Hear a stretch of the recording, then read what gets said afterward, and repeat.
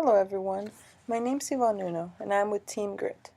Today we'll be analyzing our case on China and Google. We would first like to start by stating a conclusion on the case. After a full analysis on the matter, we believe that it is a greater good that Google enters China. Now let's take a quick look at our agenda. We'll be discussing things such as internal and external analysis, as well as ethical analysis on the issue presented, and finalize with a resolution. My team member Mariana will now begin with a quick introduction about the case. Hi, thanks for joining us in this presentation. This is Mariana and I will give you a quick introduction to this interesting case study of Google in China. Throughout our slides, you will notice a couple of things. First, the Google Doodles, like this one right here, signaling the transition from one topic to the other. Also, we will touch on several topics that we've learned throughout the semester, like conscious management, corporate social responsibility, consumer rights, etc. Let's begin by saying that Google is a multinational company based in the Silicon Valley. It is a company driven by values, and in 2006, it faced a very difficult situation when deciding to enter the Chinese market. According to the World Bank, China is an upper-middle-class country located in the East Asia-Pacific region, and in 2015, it had 1.37 billion people with a GDP per capita of close to $8,000. Its gross domestic product was close to 10.9 trillion US dollars and a life expectancy of 76 years old. This is a very attractive market to any company in the world, with more than 20,000 joint ventures and 100 US multinational projects in 2006. Also, it has more than twice as many people on the internet as there are residents in the United States today.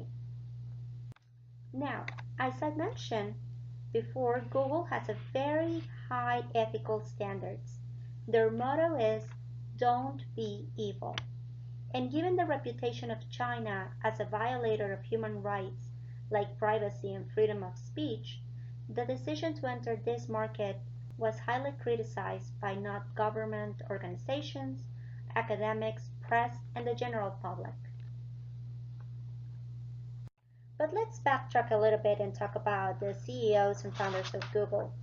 Larry Page, the CEO, and Sergey Brin is the co-founder of the company. Both of them wrote the Code of Conduct and the initial letter to investors, which is not only a contract, but an ethical manifesto which includes the value of the company. Here is the heart of Google's Code of Conduct. It has evolved over the years, but mainly it states their motto, "Don't be evil," and their mission of organizing and providing unbiased access to information.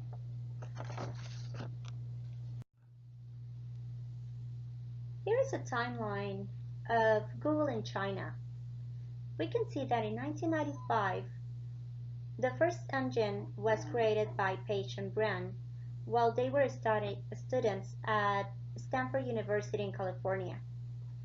In 1998, the company was founded, and in the year 2000, the first version of Google.com was created in different Asian languages, which included Chinese.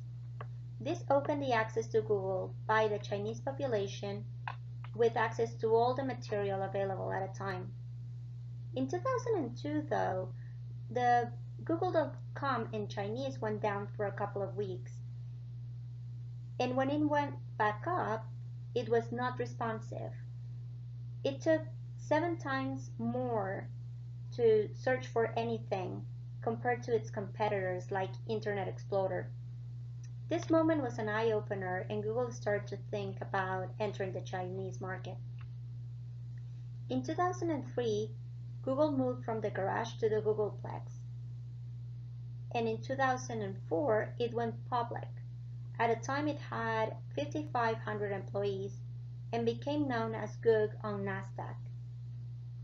This same year, realizing the loss of market share in China, Google decided to invest in Baidu, a Chinese company that also features a search engine among other products. Google purchased 2.6% of stake for 5 million US dollars. In 2005, after deciding to enter the Chinese market and creating Google.cn, a congressional hearing took place. This is where our case takes place and also when it ends.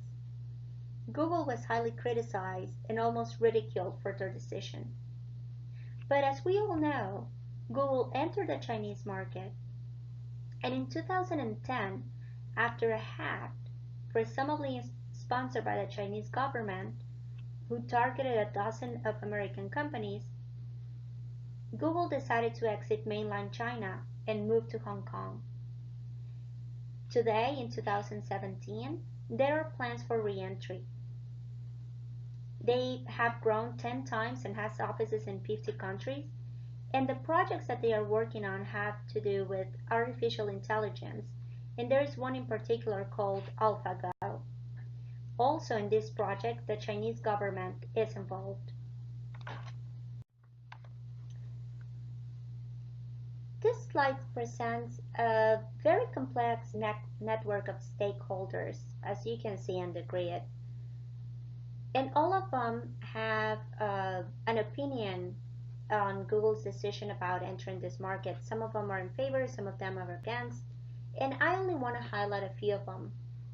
Tom McLean is the Director of International Business. He is the one responsible for developing the strategy for Google in China. He said that the requirements to doing business in China include self-censorship, something that runs counter to Google's most basic values and commitments as a company. Despite that, we made a decision to launch a new product for China, Google.cn, that respects the content restrictions imposed by the Chinese laws and regulations. Our decision is made on a judgment that Google.cn will make a meaningful, though imperfect, contribution to the overall expansion of access to information. So he clearly was divided on the decision, but still went forward with it. Now, we also have Dr. Kai-Fu Lee, the president of Google China. He left Microsoft to head Google China in 2005, and he said his objective was to make advanced technologies accessible and useful to every user, as well as to be part of a vibrant growth and innovation in China today. Sergey Brin, as I mentioned before, the co-founder, he also said that I think it's perfectly reasonable to do something different. Okay, let's stand by the principle against censorship, and we won't actually operate there. That's an alternative path. It's not the one we've chosen to take right now.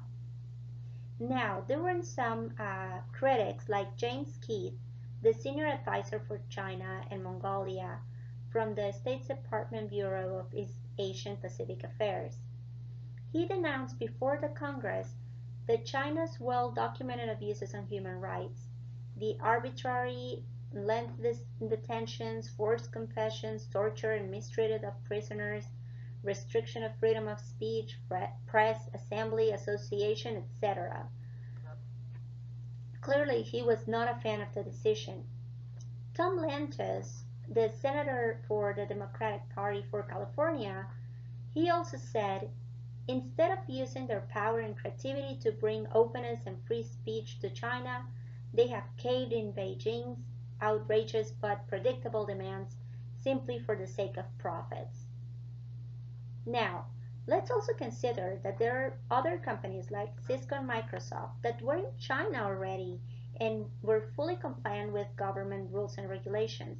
For instance, Microsoft said, we don't have the influence or leverage to pressure the Chinese into changing the regulations and therefore must comply with Chinese law.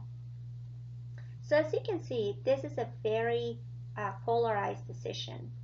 that will affect not only the Chinese government but the Chinese citizens uh, and the world population in general, because China can, Google can actually make a difference by entering China. Now, in the case, there are some important points that I want to highlight, and we will elaborate on this later. Let's remember that the primary source of revenue for Google is advertising through their website. And up to this point, Google has been very adamant on portraying neutrality. It has declined sponsored search results and fought against search engine optimizers to be able to provide a better experience. Now, entering China means that they are going to be on the other side of the Great Firewall of China, and they will be obliged to comply to um, self-censorship. And again, this decision created a scandal and bad reputation for Google, which is something that they truly care about. But also, like I said, Google executives left the door open to revise their decision in the future.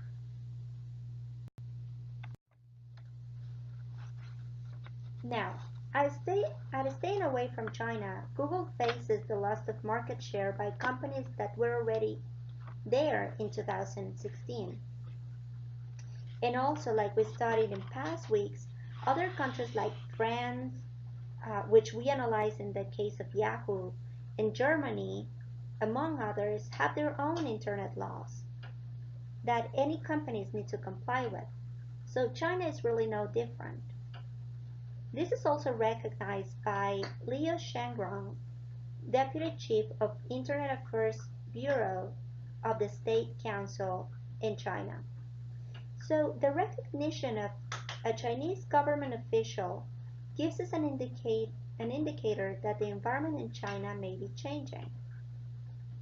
Even though they still have the Great Firewall and they have the internet police like Jingjing and Chacha portrayed right here in the picture, they recognize that people want to access free information on the web.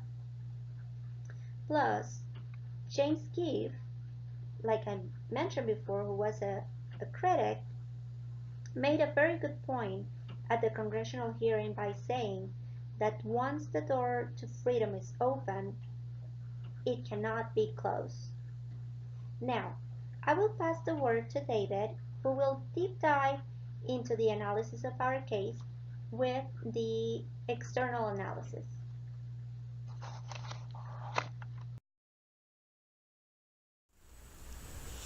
Thank you, Mariana. Now, we will turn towards the pest analysis.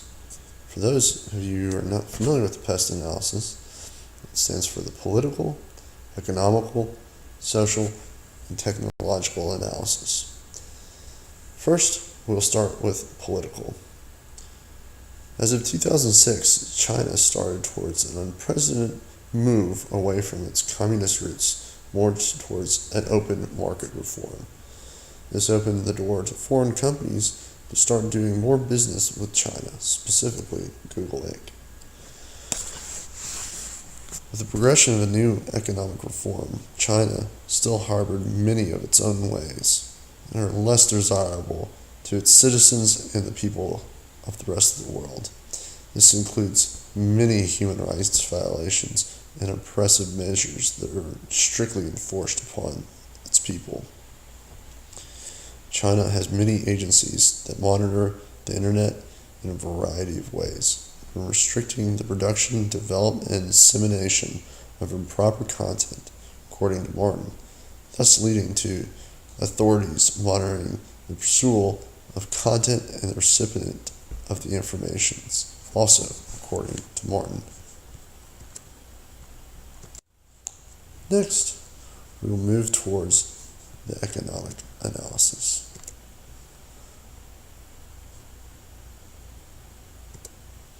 In 2006, China opted for a more economic reform, which led to enormous financial benefits to the Chinese government, the people of China, along with potential trading partners and businesses. U.S. exports totaled $41.8 billion, more than doubled the $19 billion when China joined the World Trade Organization in 2001, and up 20% over 2004. Google faces many large competitors when entering into this market in China, both from Chinese-run search engines and domestic search engines. Next, we will look at the social aspects of the analysis.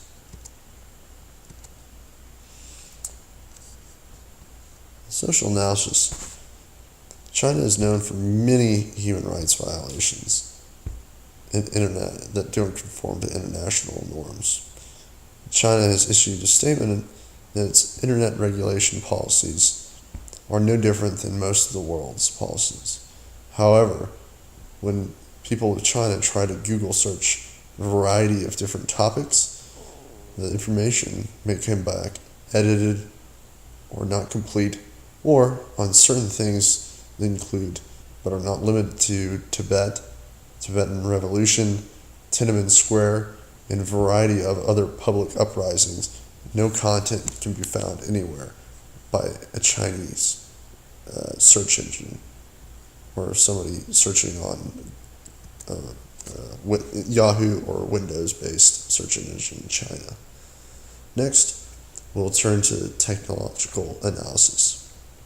China monitors all internet traffic that comes in and out of China by routers that are strategically placed on 9 points of entry into the country. Cisco, an American-based company, helped set up this system. This firewall has been dubbed the Great Firewall of China. This system has led Cisco into ethically gray water with the U.S. government. Cisco's responsibility, according to the congressional testimony, stopped at the sale to the consumer. We don't see the implementation that is done by the end user, according to Martin, page 16.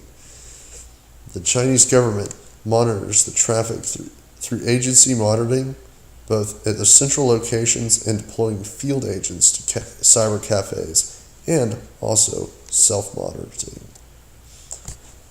The government expects the cyber cafes and individuals to control and monitor a lot of the content. Chinese authorities have established whistleblowing programs to keep other citizens of the public honest and from distributing harmful content. Now I'll hand over the analysis to Tyler. Thank you.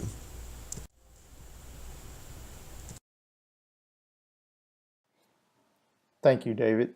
Now we will move forward with the SWOT analysis. Starting with Google's strengths. Google is currently on the list of the top 10 most recognizable brands in the world. This brand recognition allows them to be able to dip their hand in multiple markets, including China. As of now, Google also tops the list as the #1 search engine and mobile operating system, so the brand is well known and highly functioning. Users know and understand the power of Google. Google has an incredibly strong web presence. The browser is set as a home screen for over half of PC and laptop users. Moving on to Google's weaknesses. Google's current presence in the social media atmosphere is not only a weakness, it is non-existent. In order for Google to take a step in the right direction, they must openly look to make a move toward breaking into the social media atmosphere. The company makes 96% of its income in the same way. The problem with this strategy is that if someone has the ability to cut off or shorten the company's income, it could cripple the company and hurt them in a major way. Oftentimes, during Google searches, users are not always able to find the most credible information. With partnerships with companies such as Wikipedia and open source and multiple authored websites, the truth can be far from where users are at. Lastly, Google has multiple products that are currently on the market. The problem is that their products have very limited identity within the market. They must be able to, like their brand, be recognizable with their products. Now we will move on to Google's opportunities. In the year 2006, China opted for an economic reform, which had enormous financial benefits to the Chinese government, the people of China, along with potential trading partners and businesses. Google has continuously benefited from the choice for economic reform by continuously growing its business in China. The current Android has unique abilities that only the Google phone can offer. If Google can continue to specify the capabilities of its Android smartphone, it may be able to begin competing with Apple. There are numerous strategic acquisitions a company like Google could make. Within China, however, they are planning to make strategic moves that will firmly establish the company's roots in China for the next couple of decades. The smartphone industry is a one-trick pony for everyone involved. Google has a smartphone that is different from what everyone on the market is offering. They must take advantage of advertising their product and growing the hype behind it so that consumers will be willing to purchase the product once it is released. The internet is an ever-growing entity. With child after child getting older and older, they continuously gravitate themselves to the World Wide Web. With Google's current influence on the market, they could continue to grow themselves. Moving on to Google's threats. The biggest threat that Google is to face is Facebook in the social media department. Because Google does not have a presence in the social media market, users often turn to Facebook for their search engine and all content needs. As Facebook continues to grow, Google may ostracize itself and never have an opportunity to grow in that market. The next threat is that Apple mainly has the market in a stranglehold, but Amazon has dabbled its way into the scene and is posing a huge threat to Google's new smartphone by offering one with very similar features. Lastly, Google has multiple legal lawsuits that are upcoming. If they are not able to contain these and potentially settle out of court, they could get caught up in multiple trials and litigation that will cost everyone within the company a lot of time and money. That is all for the SWOT analysis, and now I will pass my part on to Tina for the ethical analysis. Thank you, Tyler. Now we're moving on to ethical analysis that Google has faced in China. Google's mission statement: organize the world's information and make it universally accessible and useful with the best user's experience. While entering Chinese market and following government rules and regulation by restricting access to web content contradicted Google's mission statement. From here we have found some ethical questions. Was it worth doing business in China? And if so, did it comply with corporate values?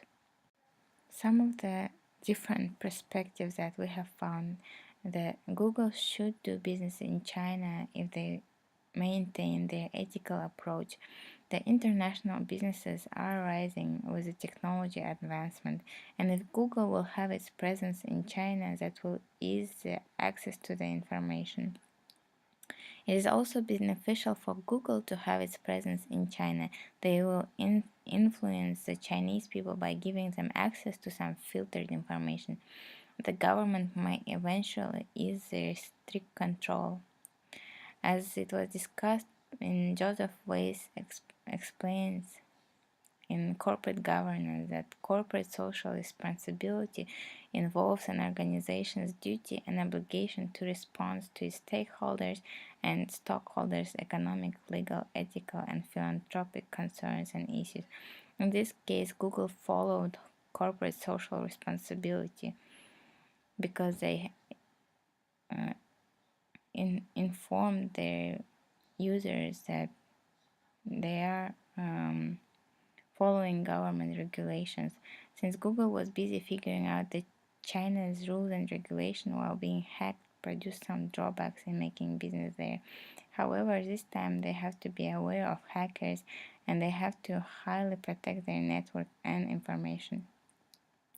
Google violates some corporate responsibility for consumers' rights, the right for safety, the right to be heard, and the right to choose, and etc., as it was discussed in business ethics.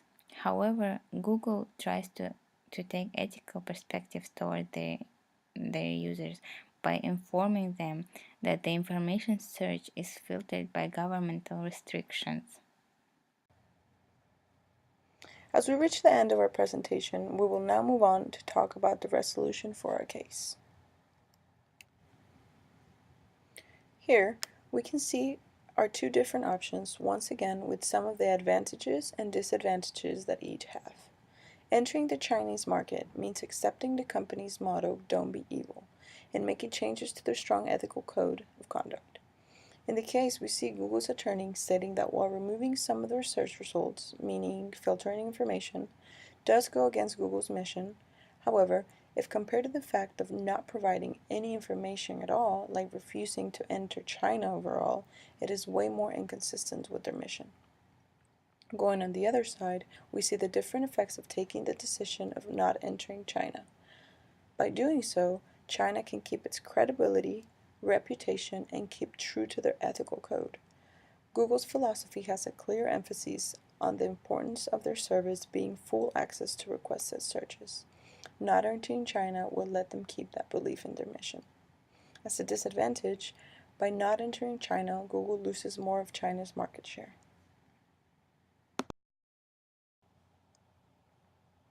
After all of our analysis, we believe that it is a greater good that Google enters China. This will maintain Google as a leader in their industry. We believe that as the Chinese people continue advancing in the fulfillment of their basic needs, they will move their interests to greater values, such as access to information. It is also known that in 2006, the Deputy Chief of the Internet Affairs Bureau in China has recognized the international law as a guideline for China's internet laws. This concludes our analysis for our China and Google case. Thank you for your attention.